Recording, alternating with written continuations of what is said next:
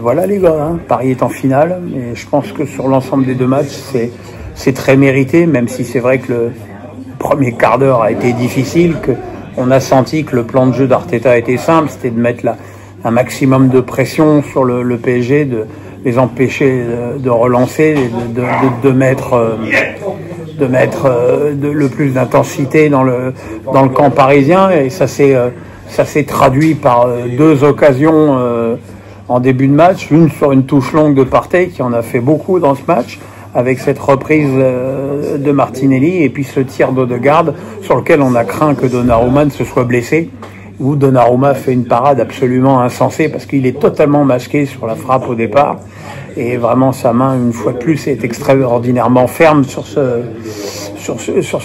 cette action. Le début de match était difficile pour le PSG, mais on sentait quand même qu'il y avait une forme de sérénité dans le camp parisien, et lorsque Kvaratskhelia a touché le poteau, on a senti que Paris commençait à desserrer l'étreinte et à avoir des temps de possession plus importants.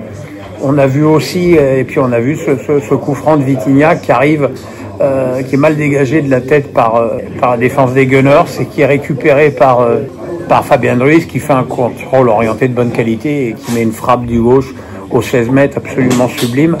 Voilà, Paris qui se retrouvait à ce moment-là avec 2 buts d'avance et qui s'est mis à mieux gérer la fin de la première période. À la reprise, pareil, on a senti que Paris était beaucoup plus serein, beaucoup plus en jambes. Dembélé a fini par rentrer, et c'est lui qui fait la passe décisive sur le deuxième but d'Hakimi. Auparavant, le PSG avait même loupé un penalty pour une main accordée par la VAR, une main de Lewis Kelly. Le penalty était tiré trop mollement par Vitinha, et Raya le mettait en corner, mais bon, finalement le PSG a marqué très rapidement après. Après, il y a eu la réduction du score d'Arsenal sur une simulation inutile de Marquinhos, et puis derrière Pacho et Lucas Hernandez qui viennent contrer le ballon, mais pas suffisamment. Bukayo Saka qui finalement peut marquer dans le but vide, mais bon, derrière il n'y a pas eu vraiment d'arrière d'occasion pour une équipe d'Arsenal que j'ai quand même globalement trouvé manquer d'imagination dans ce match, parce que, mis à part écarté sur Saka et Martinelli qui cherchaient des centres, et puis les touches longues de Partey, on n'a quand même pas beaucoup vu de créativité offensive. Odegaard, mis à part sa frappe extraordinaire en début de match, on l'a quasiment pas vu. Et puis ça reposait quand même beaucoup sur la qualité défensive d'Arsenal, notamment sur Saliba, qui a vraiment fait un très bon match. Mais la qualification sur l'ensemble des deux matchs, et même sur ce match retour, elle est totalement méritée pour le PSG, qui se retrouve donc une nouvelle fois en finale de la Ligue des Champions contre l'Inter, pour un match qui, on a le temps d'en parler, mais qui sera certainement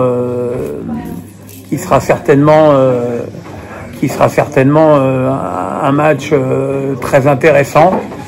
Voilà, ça c'est mes amis de la Baule. Ouais, on vient. Ouais, on a gagné. Voilà. Ici c'est pas Paris, mais comme vous voyez, c'est un peu Paris. C'est Paris. Ici c'est Escoublac, c'est la famille. Voilà, c'est la famille, ouais. Paris, SG. Voilà, vous voyez, c'est pas fait. J'ai quitté la région parisienne pour me retrouver avec des supporters parisiens. C'est la vie, mais bon, en tout cas, le parcours du PSG, il faut avoir de la mémoire, se souvenir de ce début de Coupe d'Europe, où le PSG perdait à Arsenal, perdait au Bayern, perdait à domicile contre l'Atlético, faisait match nul au parc contre le PSV Eindhoven, battait Girone sur un but contre son camp dans les arrêts de jeu. Donc c'était vraiment très poussif, et puis Paris a fait ce qu'il fallait. On n'oubliera jamais le moment où Manchester City menait 2-0 au parc, et où le PSG a réussi à renverser la table et à marquer 4-2.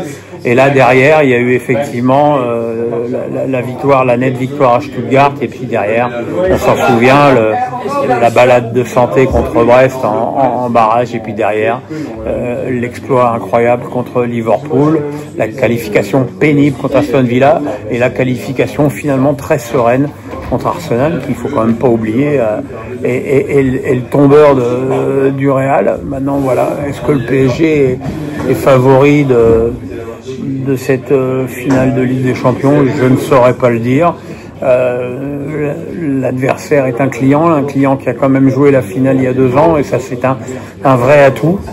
Mais enfin, ça les gars, on a le temps d'en parler dans les semaines à venir. En tout cas, ce soir, on a vu un PSG qui a montré toutes ses qualités 2025. C'est la solidarité, le collectif avant tout, des mecs qui font des efforts dans toutes les zones de terrain. Et franchement, c'est une équipe qui fait vraiment plaisir à voir jouer et qui je m'excuse, hein, on ne peut pas dire à 300 personnes de fermer leur gueule. C'est un petit peu compliqué. Et voilà, donc c'était une belle soirée pour le PSG qui finalement, hein, les gars, a pas eu tort de faire tourner totalement à Strasbourg. Il faut se souvenir de la polémique du week-end dernier. Ben là, le résultat est là. Paris est en finale. Les joueurs étaient en forme. Les joueurs étaient reposés. Dembélé a pu jouer une petite demi-heure. Voilà, tout est parfait. Tout est magnifiquement géré par Luis Enrique et son staff. C'est véritablement une grande performance pour ce Paris Saint-Germain qui se retrouve quand même pour la 2e fois en quelques années en finale de la Ligue des Champions. Et cette fois, c'est pas l'épice vinaigre. On pourrait pas dire bah ouais, mais c'est un Final 8, c'est que des matchs à huis clos, à élimination directe, ça n'a rien à voir. Bah là, c'est une vraie Coupe d'Europe avec en plus encore une fois la tête de série numéro 1 de la compète première de la poule à sortir en 8e de finale. C'est quand même un parcours magique, magnifique et magistral.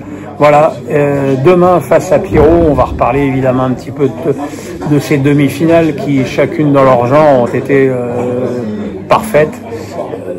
Peut-être Paris plus par le résultat que pour la qualité du match. Évidemment, tout paraît fade et terne par rapport au match d'hier soir, mais bon, des matchs comme hier soir, on en voit peut-être une fois dans une vie.